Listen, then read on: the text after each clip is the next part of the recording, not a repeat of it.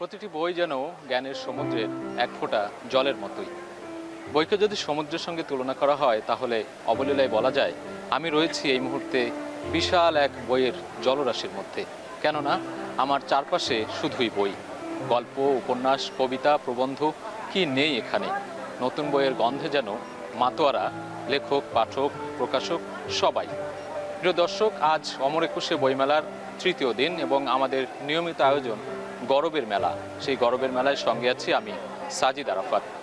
মেলার তৃতীয় দিনে এসে আমরা দেখছি দর্শনার্থী এবং যে বই প্রেমী মানুষের সংখ্যা সেটি কিন্তু অন্য অন্য দিনের তুলনায় অনেকটাই বেড়ে গিয়েছে। আমরা দেখেছি আজ সরস্বতী পূজা ছিল, সেই সরস্বতী দেবীর সঙ্গে বইয়ের বা বিদ্যার একটি ওতপ্রোত সম্পর্ক রয়েছে এবং সেই সরস্বতী পূজার আনুষ্ঠানিকতা শেষ করে অনেকেই এই বইমেলার প্রাঙ্গণে ছুটে এসেছেন এবং আমরা দেখছি তরুণ পাঠকদের উপস্থিতি অন্য দুই দিনের তুলনায় আজ কিন্তু অনেকটাই বেড়েছে এবং আমরা কথা বলার চেষ্টা করেছি তাদের সঙ্গে। তারা তাদের পছন্দের বইয়ের খোঁজে এসেছেন এখানে। আমরা লেখকদের সঙ্গে কথা বলতে চেষ্টা করেছি, প্রকাশকদের সঙ্গে কথা বলার চেষ্টা করেছি। তারা যেটি বলছিলেন যে দীর্ঘ 11 মাসের যে অপেক্ষা, সেই অপেক্ষার শেষ করে এই যে নতুন বইয়ের মলাট বা নতুন বইয়ের গন্ধে মাতোয়ারা হওয়ার যে প্রয়াস, সেটি এই বইমেলাকে কেন্দ্র করেই তারা দেখতে পান এবং সেটি আমরা তুলে ধরার চেষ্টা করছি। আজকের নতুন বইয়ের কথা যদি বলতে হয় তাহলে একটি তথ্য জানিয়ে রাখতে চাই। আজ নতুন বই প্রকাশ পেয়েছে 32টি, অর্থাৎ গেল 3 দিনে মোট প্রকাশিত বইয়ের সংখ্যা দাঁড়িয়েছে সর্বমোট 45টি। এর মধ্যে গল্প, উপন্যাস, কবিতা, বিভিন্ন ধরনের বই রয়েছে। আমরা মেলা প্রাঙ্গণ, পুরো প্রাঙ্গণ ঘুরে ঘুরে দেখেছি। আজকে যে বইপ্রেমী মানুষরা এসেছেন তারা বই খুঁজছেন, বইয়ের মলাট উল্টিয়ে পাল্টিয়ে দেখছেন, পছন্দ হলে সে বইটি কিনছেন এবং অনেকে অপেক্ষায় আছেন তাদের প্রিয় লেখকের বইগুলো মেলার পরবর্তী দিনগুলোতে কবে নাগাদ প্রকাশ হবে, সেই প্রকাশ হওয়ার পর তারা সেই বইগুলো কিনবেন। সেই অপেক্ষায়ও কিন্তু অনেক পাঠক, দর্শনার্থী রয়েছেন আমরা দেখতে পেয়েছি এবং আমরা অনেকের সাথে কথা বলার চেষ্টা করেছি যারা তাদের পছন্দের বইগুলোর কথা বলছিলেন আমাদেরকে। গল্পের বই, কবিতার বই, যে যেভাবে বই সংগ্রহ করেন, অনেকেই অনেক ধরনের বই সংগ্রহ করে থাকেন। এই বইমেলা এলেই প্রচুর সংখ্যক বই কেনেন, এমন পাঠকও কিন্তু আমরা দেখেছি এবং গেল 2 দিনের তুলনায় আজ তৃতীয় দিনে এসে আমরা দেখছি সেই পাঠকের সংখ্যা বেড়েছে, আনাগোনা বেড়েছে। অনেকে প্রিয়জনদের সাথে করে নিয়ে এসে বই উপহার দেওয়ার যে প্রয়াস বা যে রীতি, সেই রীতিগুলো কিন্তু আমরা দেখছি এখনও হারিয়ে যায়নি, সেটি কিন্তু রয়েছে। কারণ বই মানুষের অন্যতম প্রকৃত বন্ধু। বই মানুষের জ্ঞানের দুয়ার খুলে দেয়। বই মানুষের মনন, মেধা কিংবা মানসিকতার যে পরিবর্তন, সেই সব কিছুকেই কেন্দ্র করে বইয়ের একটি যে গুরুত্ব, সেই গুরুত্ব কিন্তু আমরা দেখি এবং পাঠকদের মধ্যে সেই যে বইয়ের যে গুরুত্ব সেটিও আমরা কিন্তু দেখেছি এখানে আসার পর। ছোট ছোট শিশুদেরকেও আমরা দেখেছি বাবা মায়ের, অভিভাবকদের হাত ধরে এসেছেন পছন্দের বইয়ের খোঁজে, শিশুতোষ বইয়ের খোঁজে, কার্টুন, কমিক্স কিংবা এই ধরনের নানান ধরনের যে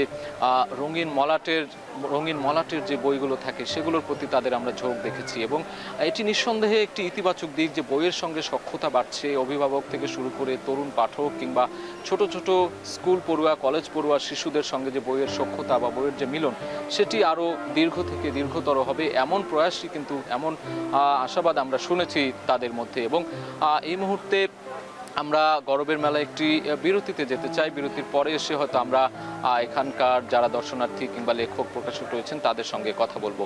এই মুহূর্তে গরবের মেলায় নিচ্ছি একটি বিরতি।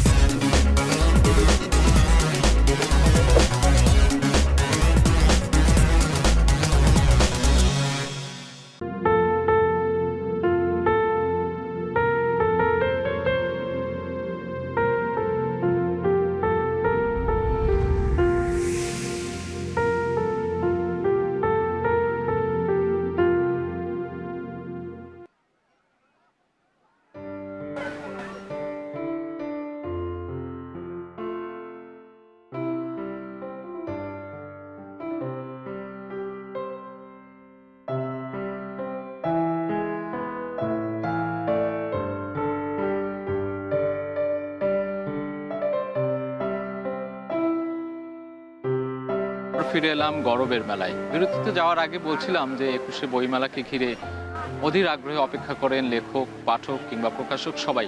আমরা এই মুহূর্তে একজন লেখককে পেয়েছি যিনি শুধু লেখক নন, একাধারে মডেল, অভিনেত্রী, সবকিছুই তিনি একাধারে চালিয়ে যান একসাথে। আমরা কথা বলতে চাই আমাদের আজকের অতিথি সানারেই দেবী শানু। আপনি তো একাধারে মডেল, অভিনয় করেন এবং বইও লেখেন। আমি যদি ভুল না করে থাকি আপনার কবিতার বই রয়েছে, উপন্যাস রয়েছে, শিশুতোষ লেখাও রয়েছে। এবারের বইমেলায় যে অপেক্ষার পর দীর্ঘ 11 মাসের অপেক্ষা শেষে বইমেলার জন্য অধীর আগ্রহে থাকেন, সেটি কেমন লাগে আপনার কাছে? শুরুতে এই বিষয়টি জানতে চাই। আমি শুরুতেই অমর একুশে গ্রন্থমেলা 2025-এর মানে এই বইমেলা প্রাঙ্গণে আমি প্রথম কথাটি যেটা বলতে চাই যে আমার দর্শকরা আমাকে অবশ্যই একজন অভিনেত্রী হিসেবে চিনেন, এটা আমার পরিচয়। কিন্তু তার বাইরে আমি অমর একুশে গ্রন্থমেলায় যখন আসি তখন একজন লেখক হিসেবে আসি। আমার 2017 সাল থেকে আসলে পথ চলা শুরু কবিতা দিয়ে। বিগত কয়েক বছর ধরে আমি উপন্যাস, কবিতা, তারপরে শিশুতোষ গ্রন্থ অনেকগুলো মানে এই লেখক যাত্রার সাথে আমি সংযুক্ত আছি। তো এবারের বইমেলার জন্য আমার পাঠকদের জন্য এবারের আমার নিবেদন, বইটির নাম হচ্ছে বাঘ মানুষ। এটি খুব অদ্ভুত একটা গল্পের মানে উপন্যাস বলবো, কারণ আমি আমার নিজের শেকড়ের গল্পটাকে আমাদের প্রাচীন লোকগাথা, মণিপুরী লোকগাথা, এটাকে ফুঙ্গাওয়ারি বলে। তো এই লোকগাথার একটি গল্পকে বাঘ মানুষ, অর্ধেক বাঘ এবং অর্ধেক মানুষের এই মিথোলজির, এই মিথের গল্পটাকে আমি কেন্দ্র করে আমি একটি থ্রিলার উপন্যাস লেখার চেষ্টা করেছি। এবং এই গল্পটিতে একটা সূক্ষ্ম আসলে বার্তাও আছে। আমরা যারা আমি বলবো যে প্রতিটা মানুষের ভিতরে একটা কিন্তু হিংস্র বাঘ, একটা জানোয়ার জন্তু লুকিয়ে থাকে। তো সেই বাঘটাকে নিয়ন্ত্রণ করার দায়িত্ব আমাদের প্রত্যেকের। তো এটা একটি দ্বৈত সত্তার অভিশাপের গল্প। তো সেই বাঘ মানুষ যেন আমরা কেউ না হয়ে উঠি, সেই মিথোলজির গল্পটাকে আমি আমার পাঠকদের কাছে, এই প্রজন্মের কাছে আসলে উপন্যাসের আদলে আমি পৌঁছে দিতে চাই বলেই আসলে এই উপন্যাসটি লেখার প্রয়াস। একটি বিষয় জানতে চাই আপনার, আমি যদি ভুল না করে থাকি আপনার 9টি কাব্যগ্রন্থ, 10টি বা 11টির মতো উপন্যাস রয়েছে, 2টি শিশুতোষ গ্রন্থ রয়েছে। কোনটাকে আপনি বেশি ভালোবাসেন লিখতে? ভালোবাসার জায়গাটা আসলে আমি বলবো যে এটা অনুভূতি, যেরকম ভালোবাসার ক্ষেত্রে হয় খুব বিশেষ রকম অনুভূতি। আমি যখন কবিতা লিখি, যখন আমি একজন কবি হিসেবে কবিতা লিখি, সেটার প্রেমটা একদমই আলাদা। আর উপন্যাস যখন লিখি, উপন্যাসের কলেবরটা অনেক বিশাল, সেখানে বিভিন্ন চরিত্রকে আমি ধারণ করি। আমার কাছে লেখক হিসেবে আমি বলবো শব্দের সাথে খেলার যে কোনো মাধ্যমই আমার অনেক প্রিয়। এবং উপন্যাসের ক্ষেত্রে যেমন আমি এই মুহূর্তে চেষ্টা করছি আমার মিথোলজি, আমার মণিপুরি মেইতেই মিথোলজি যে সমৃদ্ধ একটা অংশ আছে, সেই অংশটাকে আমার বাংলা ভাষাভাষী পাঠকদের কাছে তুলে ধরার সেই চেষ্টাটা আমার অব্যাহত আছে। গত বছরও আমার একটি শিশুতোষ গ্রন্থ ইক্রিমিক্রি থেকে প্রকাশ পেয়েছিল পেবেত নামে। তো এবছর আমি বড়দের বলবো আসলে যে যারা আসলে থ্রিলার পড়তে পছন্দ করেন, যারা উপন্যাস পড়তে পছন্দ করেন, তাদের কাছে আমার মিথোলজির মূল যে গল্পটা, বাঘ মানুষ, অর্ধেক বাঘ অর্ধেক মানুষের এই যে একটা অদ্ভুত রহস্যময় একটা গল্প, সেই মূল গল্পটাকে ঠিক রেখে আমি উপন্যাসের আদলে পৌঁছে দেওয়ার চেষ্টা করছি।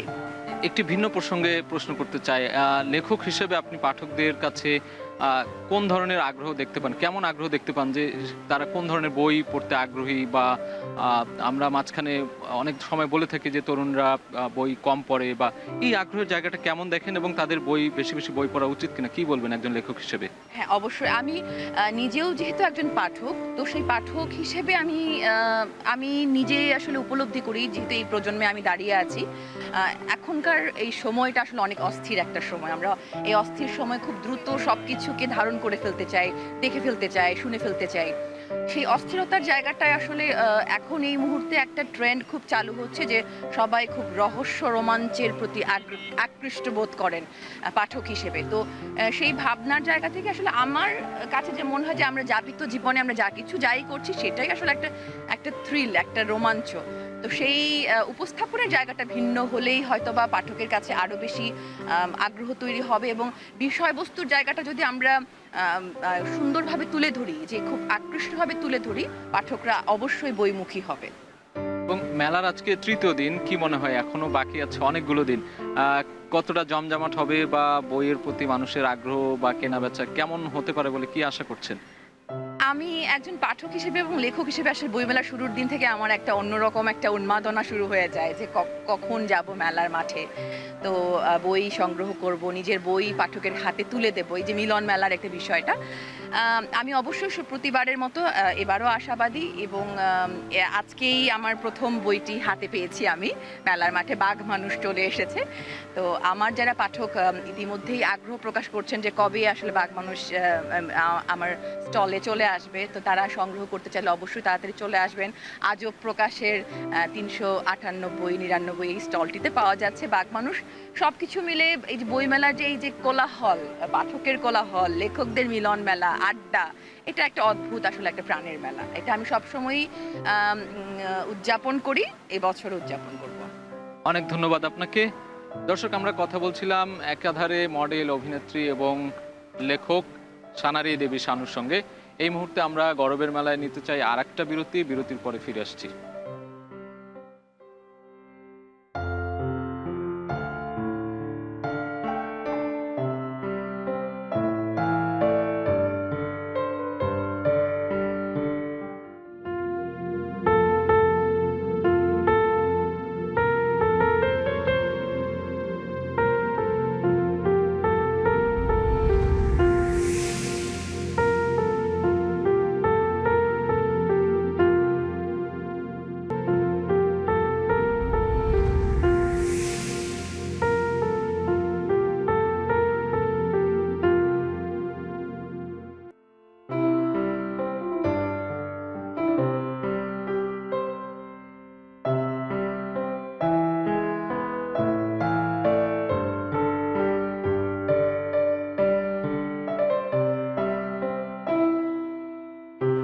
গরবের মেলায় বিরতির পর ফিরে এলাম।